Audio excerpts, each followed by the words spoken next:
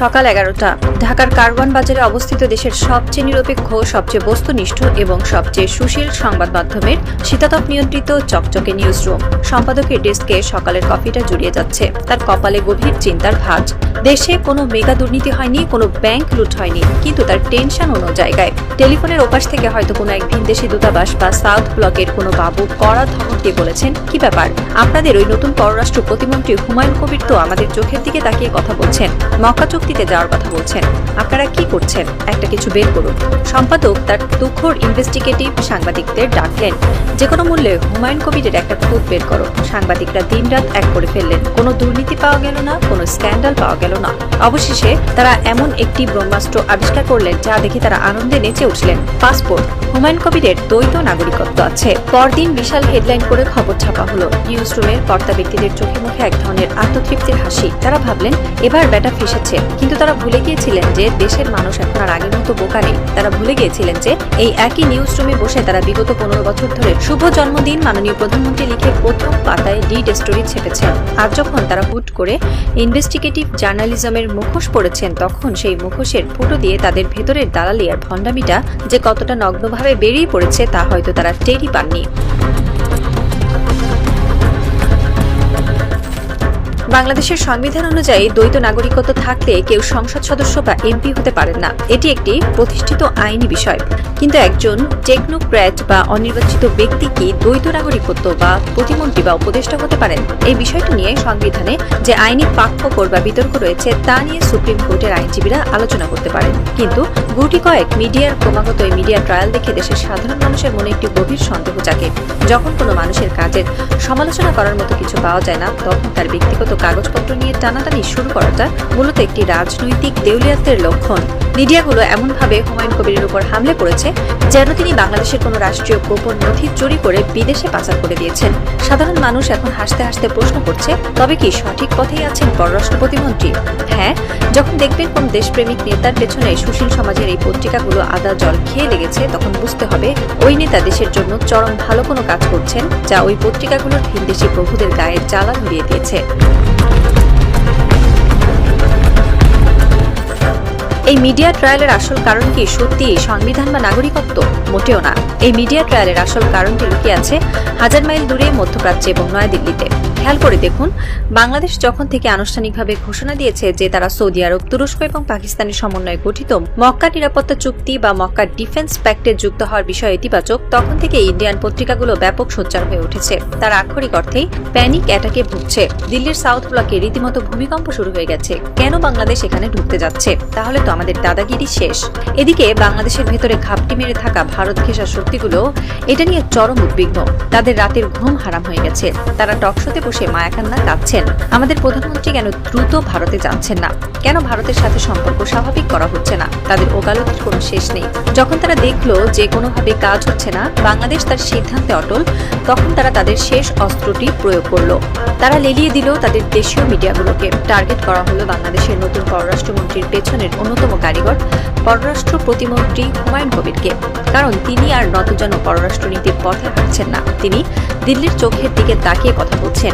আর এটাই হলো তার সবচেয়ে বড় অপরাধ।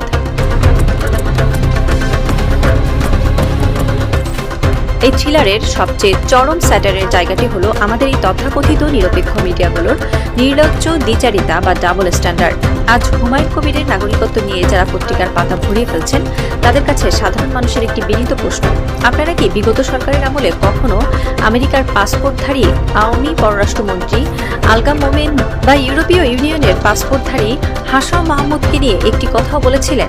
তারা যখন বছরের পর বছর ধরে দ্বৈত নাগরিকত্ব নিয়ে মন্ত্রী পদে বসে দেশের 12টা বাজাচ্ছিলেন, তখন আপনাদের এই ইনভেস্টিগেটিভ সাংবাদিকতা কোথায় ঘুমিয়েছিল? এমন তো নয় যে আপনাদের কেউ বলতে নিষেধ করেছিল, নাকি আপনাদের কলমের কালি তখন অন্য কাজে ব্যস্ত ছিল। হ্যাঁ, আপনারা তখন সত্যিই ব্যস্ত ছিলেন। আপনারা ব্যস্ত ছিলেন বিগত স্বৈরাচারের স্তুতি গাইতে।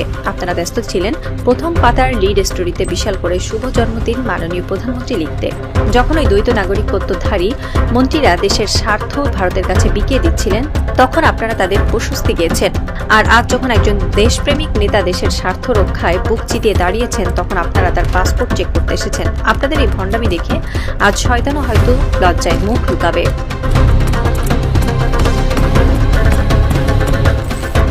এসব ভারতপ্রেমী মিডিয়া কখন কোনটা সামনে আনে তার পেছনের উদ্দেশ্য এই দেশের সাধারণ মানুষ এখন খুব ভালো করেই বোঝে। তারা ভেবেছিল মিডিয়া ট্রায়াল করে তারা হুমায়ুন কবিরকে চুপ করিয়ে দেবে, সরকারকে চাপে ফেলবে, কিন্তু তারা বুঝতে পারেনি যে 5ই আগস্টের পর এই দেশের মাটির রসায়ন বদলে গেছে। বাংলাদেশ মক্কা চুক্তিতে অংশ নেবে কি নেবে না তা নির্ভর করবে সম্পূর্ণভাবে আমাদের জাতীয় স্বার্থের উপর। যদি এতে আমাদের লাভ হয়, আমাদের অর্থনীতি শক্তিশালী হয়, আমাদের আকাশসীমা সুরক্ষিত হয়, তবে আমরা অবশ্যই সেখানে যাব। ভারত বা অন্য কারো উদ্বেগ আমাদের বিবেচ্য বিষয় নয়। আমরা ভারতের সাথেও সম্পর্ক রাখব, কিন্তু সেটি হবে সমমর্যাদার ভিত্তিতে। আমাদের স্বার্থ রক্ষা করে আমরা কথা বলবো। কেউ যদি ভাবে যে আমাদের একটু ধমক দিলে বা আমাদের মিডিয়া দিয়ে ট্রায়াল করালেই আমরা আবার আগের মতো নতজানু হয়ে যাব, তবে তারা চরম বোকার স্বর্গে বাস করছে। গোলামির দিন চিরতরে শেষ হয়ে গেছে।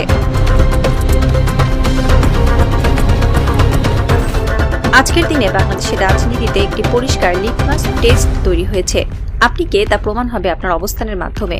যারা আজ হুমায়ুন কবিরের এই স্বাধীন পররাষ্ট্রনীতির বিরুদ্ধে দাঁড়িয়েছেন, তারা আক্ষরিক অর্থে প্রমাণ করছেন যে তারা কাদের এজেন্ডা বাস্তবায়ন করছেন। বাংলাদেশের স্বাধীন পররাষ্ট্রনীতির সাথে আজ দেশের 17 কোটি স্বাধীনতাকামী মানুষ আছে। সাধারণ মানুষ আজ ওই কারওয়ান বাজারের পত্রিকার হেডলাইন পড়ে নিজেদের মতামত তৈরি করে না। তারা জানে কে দেশের বন্ধু আর কে শত্রু। হুমায়ুন কবিররা যখন দেশের জন্য কোনো শক্ত অবস্থান নেন, তখন এই দেশের আপামর জনতা তাদের পাশে ঢাল হয়ে দাঁড়ায়। ভারতপ্রেমী মিডিয়াগুলো যতই চিৎকার করুক না কেন, সত্যের এই বজ্র নিনাদকে তারা আর কোনোদিন ধামাচাপা দিয়ে রাখতে পারবে না।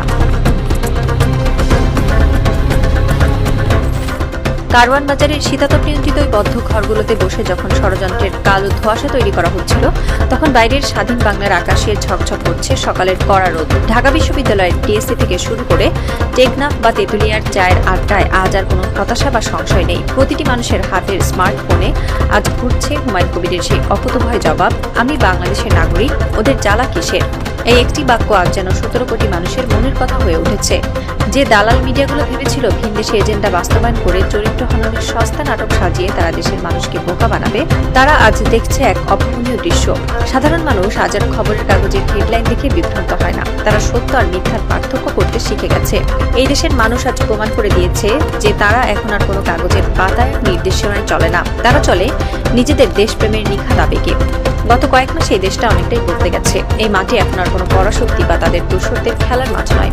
এই মাটির প্রতিটি ধূলিকণায় মিশে আছে আবু সাইদ, মুগ্ধদের মতো হাজারো অকুতোভয় তরুণের তাজা রক্ত। যে জেনারেশন বন্দুকের নলের সামনে দাঁড়িয়ে স্বৈরাচারের পতন ঘটাতে পারে, তারা কাগজের পাতায় লেখা দালালির কালিকেও আস্থা করে ফেলে রাখার ক্ষমতা রাখে। হুমায়ুন কবির আজ একা নন। যখন তিনি দেশের স্বার্থের পক্ষে আধিপত্যবাদের বিরুদ্ধে শিরদাঁড়া করে দাঁড়িয়েছেন, তখন পুরো বাংলাদেশ তার পেছনে এক দুর্ভেদ্য ঢাল হয়ে দাঁড়িয়েছে। এই মাটি কেবল তাদেরই সম্মান করে যারা নিঃস্বার্থভাবে এই মাটিকে ভালোবাসে, যারা দেশের স্বার্থ বিকিয়ে দিয়ে ভিনদেশি প্রভুদের স্তুতি গায়। এই দেশের মানুষ তাদের চিনে রাখতে ভুল করে না। ষড়যন্ত্রকারীরা হয়তো আবারও আসবে নতুন কোনো মুখোশ পরে, নতুন কোনো হেডলাইন নিয়ে, কিন্তু স্বাধীন বাংলাদেশের এই জাগ্রত জনতাকে আর কখনো কোনো অদৃশ্য শিকলে বাঁধা যাবে না। যে দেশপ্রেমের আগুন আজ প্রতিটি বাঙালির বুকে জ্বলছে, তার সামনে সমস্ত দালাল আর মির্জাপুরদের আস্তানা ছাই হতে বাধ্য। কারণ আজকের নতুন বাংলাদেশের একটাই অমুক সত্য এবং একটাই লিটমাস টেস্ট, যেই বাংলাদেশপন্থী, বাংলাদেশ চিরকাল তার সাথেই থাকবে। এই মাটি বীরের, এই আকাশ স্বাধীন, মাথা উঁচু করে বাঁচার এই যে স্পিরিট, একে আর কোনোদিন স্তব্ধ করা যাবে না। নিউজ রুমের জানালা দিয়ে বাইরে রাতের ঢাকা শহরের দিকে তাকালেন তিনি। শহরটা আজ আর কোনো ভয়ের চাদরে ঢাকা নেই। এই শহরের মানুষগুলো আজ নিজেদের ছায়া দেখে ভয় পায় না, তারা আজ মিথ্যা প্রোপাগান্ডাকে ডাস্টবিনে ছুঁড়ে ফেলতে শিখেছে। টেবিলের উপর পড়ে থাকা আজকে সেই এক্সক্লুসিভ হেডলাইনওয়ালা পত্রিকাটির দিকে তাকিয়ে সম্পাদকের বুক চিরে একটি দীর্ঘশ্বাস বেরিয়ে এলো। তিনি বুঝতে পারছেন স্যাটায়ার আর ভণ্ডামির এই দাবার বোর্ডে তাদের চাল ফুরিয়ে এসেছে। খেলা এখনো হয়তো কিছুটা বাকি, কিন্তু স্বাধীন বাংলাদেশের এই নতুন থ্রিলারে ওই দালাল মিডিয়াগুলোর জন্য ক্লাইম্যাক্সটা যে বড়ই নির্মম হতে যাচ্ছে তা আর বলার অপেক্ষা রাখে না।